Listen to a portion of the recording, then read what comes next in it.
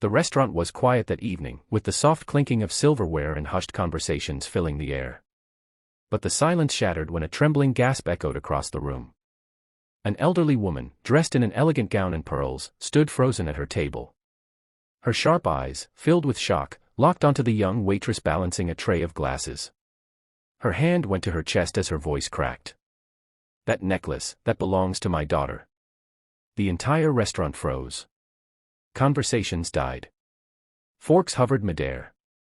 Every eye turned toward the young waitress, who stood pale, her hands shaking, confused by the sudden attention. The waitress, Anna. Anna was just 19, working long hours to support her younger brother after their parents passed away in a tragic accident. She had inherited only two things: debt, and the necklace that now glimmered faintly under the restaurant lights. It wasn't fancy, not to her knowledge. Just a silver chain with a small locket inside. A locket she had never opened. It was the only keepsake her late mother had left behind. To Anna, it was more than jewelry. It was memory, comfort, and love. But now, this wealthy stranger claimed it belonged to her daughter. Anna's voice quivered, barely audible. "Ma'am, this necklace was my mother's. She gave it to me before she passed away. I don't understand."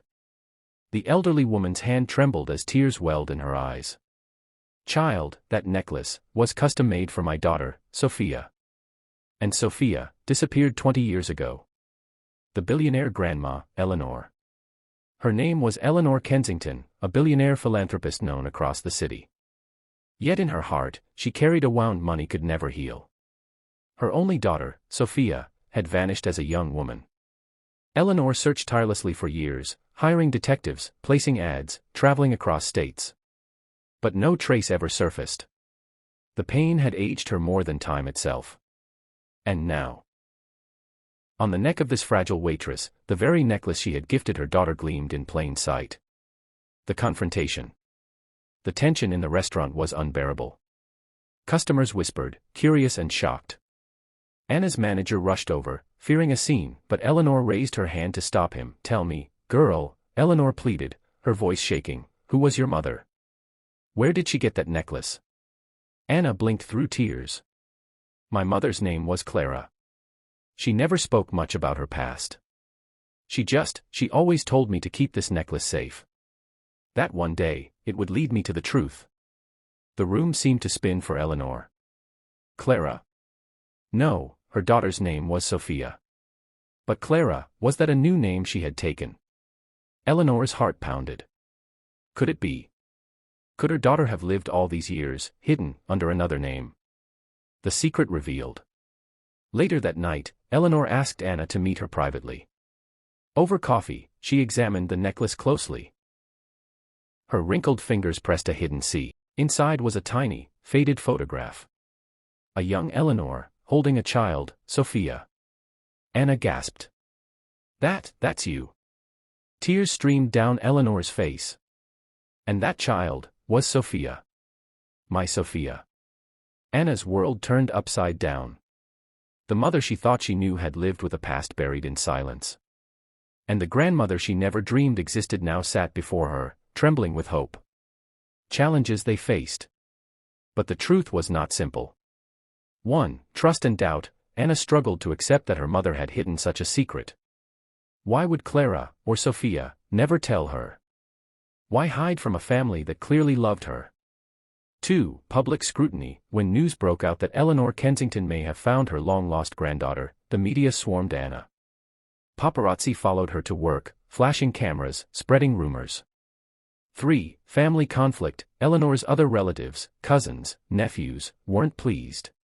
Some doubted Anna's identity, claiming she was just after money. Others feared losing their inheritance if Anna was accepted into the Kensington family. 4. Proof of blood. A DNA test was demanded. Until then, Anna lived in uncertainty, torn between hope and fear. What if it was all a cruel twist of fate? The turning point. While waiting for results, Eleanor invited Anna and her younger brother Daniel to her mansion. Daniel, only 12, had grown up with hardship. His eyes widened at the mansion's golden chandeliers, marble floors, and endless gardens. But Eleanor didn't see strangers in them, she saw family. She treated them with warmth, feeding them, showing them old family albums, telling stories of Sophia's childhood. For the first time in years, Anna and Daniel felt what it meant to belong. But doubt lingered in Anna's heart. What if the DNA proved otherwise? What if she lost all of this love, just as quickly as it had appeared? The truth. The day of the DNA results arrived. The family gathered in Eleanor's grand study, tension thick in the air. The doctor unfolded the paper slowly. The test confirms, with 99.9% certainty, that Anna is indeed the biological granddaughter of Eleanor Kensington. Gasps filled the room. Eleanor wept, clutching Anna in her arms. I lost my daughter, but God brought me back my granddaughter. Anna cried too, overwhelmed. She finally understood why her mother had kept silent. Sophia, Clara, had wanted to protect Anna from the shadows of a powerful family. But in the end, destiny had guided her back. Resolution and message. Eleanor welcomed Anna and Daniel fully into her life. Though challenges remained, skeptical relatives, the pressure of wealth, Anna never forgot where she came from. She continued working part-time, helping the less fortunate with Eleanor's support. She didn't let riches define her. Instead, she let kindness lead her. At a charity gala months later, Anna stood beside Eleanor and said, "My mother gave me this necklace as a symbol of truth. It taught me that no matter how much